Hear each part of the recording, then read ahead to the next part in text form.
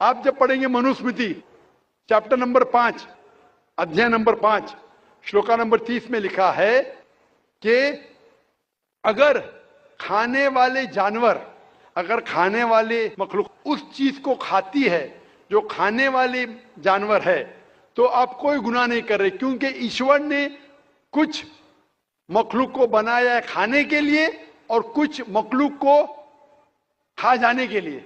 Some to eat and some to be eaten. तो अगर आप खाने वाले जानवर खाते हैं तो गुनाह नहीं कर रहे।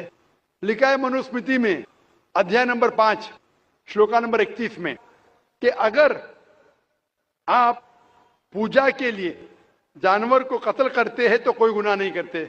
लिखा है मनुस्मृति में अध्याय नंबर 5 श्लोका नंबर 39 और 40 में कि ईश्वर ने कुछ